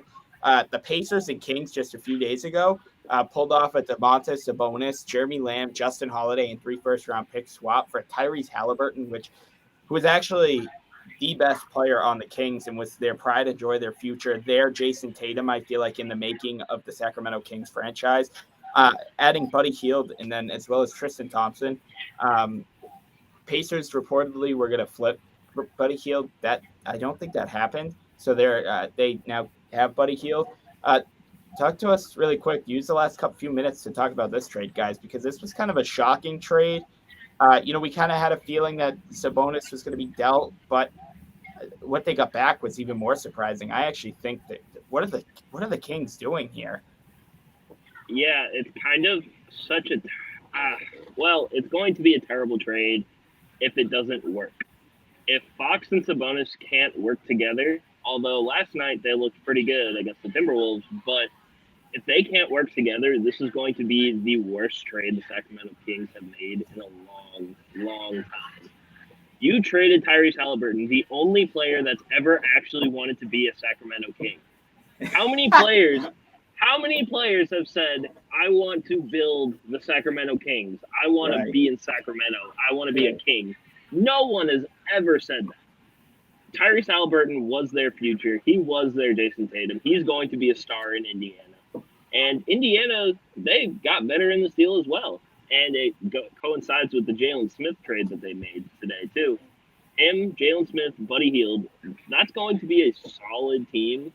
And for the Kings, I mean, if the Kings wanted to be in the play-in, I guess that's a good trade for them. They got DiVincenzo today, too, didn't they? They got DiVincenzo and... Yeah, well, and that's why they kept Harrison Barnes, because they think, okay, well, if we keep Barnes, we might have a shot at getting in the play-in, but I don't know. Exactly. So, like, if getting in the play-in was what the Kings wanted to do, then this was a great trade for them, because now they're talented enough to where they possibly could be in the play-in tournament. But I just have a problem with them trading Tyrese Halliburton, because Tyrese Halliburton was their future. He was probably the best guard out of the three, arguably. I would take him over De'Aaron Fox, even though I like De'Aaron Fox. But honestly, it's just a confusing trade, and like it's a day later, and I'm still not anymore like confused. I'm still confused about it, because I don't understand why you would trade Tyrese Halliburton. Right. Yeah, it's so on brand for Sacramento to make a move like this. I do think their team got better during this trade deadline. As weird as it is to say, I think they did get better during this year's trade deadline. However, what does that really do for you moving forward into the future? That's the problem with Sacramento, is their direction is always just so it's so opaque sometimes in what they actually want to do with themselves, that I guess they want to make the play in this season. They want to make the playoffs. They want to make a push. But then after this season, what are you doing moving forward? Are you going to pay DiVincenzo moving forward? Sabonis and Fox, you're putting all your chips on that duo moving forward? It just doesn't really make any sense. Like Sacramento, they make these moves where they in reality should just bottom out and rebuild that way. A team like the Pacers is a perfect example of how to do that. Today, the Pacers knocked this trade deadline out of the park, I must say. The Pacers are going to be really good in a couple of years, maybe even next year at this time. Maybe they're a Cavs team in 2 years from now. Who even knows? But they knocked this deal out of the park. And the Kings, they're not tearing anything down. They're keeping their pieces there. They're keeping De'Aaron Fox there, who's by some, they think he's on an albatross deal. I would tend to think the same to a certain extent because of how many years are left. Now, I still believe in Fox. He's still 24 years old. He can still develop later on down the line. We pair him up with the bonus. What direction do you have after the season? You're trying to make the playoffs, but your aspiration should be eventually to win a championship. And the Kings, they make moves to try and make the playoffs. They don't make moves to be better in the future after one particular season. And that's the problem with Sacramento all the time. They make these moves that just don't do anything for them moving into the future. And I like Sabonis. I really do. I love Sabonis as a basketball player, and I do think they got better in that deal this season. However, you do not give up 21-year-old Tyrese Halliburton for Sabonis, who the Pacers were essentially shipping for what Chicago got for Nikola Vucevic last year, which was Wendell Carter, 2 first-round picks. If they get 2 first-round picks and a serviceable young player, maybe even a Davion Mitchell, that tips the scales. Yet they gave him Tyrese Halliburton, and now the Pacers are going to have him to develop for the next 6-7 years under contract, under a good contract. And the Kings, they're essentially pushing their chips to the table with this duo of Fox and Sabonis for the next couple of years. And I think that's a duo that probably will not lead them past duos like LeBron James and Anthony Davis, Kawhi Leonard and Paul George, duos like that, in Nikola Jokic and Jamal Murray, duos like that. They're not going to be able to get past teams like those, even if they do make the playoffs moving into the future. And so the Sacramento Kings, just continuous dysfunction with them, continuous dysfunction. And I just don't know what else to say. I mean, come on, Vivek. I would actually bottom line this for the Kings. Vivek Ranadive, no shout out to him or not shout out to him. I don't know. He's a great person, but as an owner of a basketball team, you got to let your basketball dudes make decisions. I feel like he's involved too much. I think that's when you see these deals happen, or when the owners are involved way too much. I don't truly know what's going on behind the scenes there, but the fact that they've had multiple different GMs and multiple different players, multiple different situations in the past 10, 15, 20 years, and yet they have the same owner and the same kind of mistakes are happening, kind of signals that you may have bad ownership there. And at the end of the day, owners don't get fired. So if you have a bad owner, that is never good. And that's the unfortunate reality for Kings fans. Yeah, But I'm kind of excited to see Daniel Theis. I know we probably could have gotten something along with Daniel Theis. I'm sure that there could have been somewhat of a lesser package for Daniel Theis in terms of Dennis Schroeder, but I'm really excited to see him back in a Celtic uniform. And you brought up a good point, Seamus, is this is what the fourth or fifth guy Brad Stevens has brought in that Danny Ainge has dealt, either Fourth. at the deadline or released. Yeah, right. And that's interesting, and that kind of speaks volumes. And I really had a feeling when the Celtics traded Theis about a year ago, that this wasn't going to be the end of Daniel Theis in Boston. I had a real feeling that the Celtics were going to end up with Theis some way or another. I really did, and I'm not just saying this because we reacquired him. But I'm excited, and I'm not going to sit here and say we got better. I'm not going to sit here and say we got worse, because we're going to have to see how that plays out on the court. The Celtics have somewhat of a tougher schedule coming up. They play Denver, they play Atlanta, they play Philly, and then right out of the All-Star break, they play Brooklyn. So this is going to be something somewhat interesting. And then I think in a few weeks, we actually go back out on the West Coast and play like Sacramento. We play Golden State. Who else do we play on that road trip? We play OKC. So we're going to see some teams that, where OKC isn't the best, but we're going to see some tough teams up ahead. So it's going to be fun to see where this team really stands. But nonetheless, guys, the Celtics technically, yes, there might have be a whole new roster pretty much come tomorrow night, but they are on a 6-game win streak. Really quick, we're going to have you guys covered for Celtics Post-Game Live. What are we looking for tomorrow night against the MVP Jokic and the Denver Nuggets, who are still without Murray, who are still without MPJ? What do the Celtics need to do? Look, I believe they're home, right? So go into the Garden. You're riding 6 games. The Raptors have been winning games. I don't think, the Nets are going to still be without Kevin Durant, still going to be without Kyrie Irving on home games. So, but they do add some depth. What do the Celtics need to do tomorrow night to keep themselves in the standings, in the race? Honestly, I think they just have to. They just got to play defense, man. Like, that's basically the biggest thing. They have to stay basically attached to Jokic. You're not going to stop Jokic. That's just not something that's going to happen. He's can apply too good. Well. Right. He's too good to where you just have to apply constant pressure without fouling. Although, shout out to Keith Smith, who tweeted when Daniel Theis plays tomorrow, he's going to start the game with 2 fouls already, just so everyone knows already. So if Daniel Theis and Derrick White are playing tomorrow, I'll be excited to watch them play.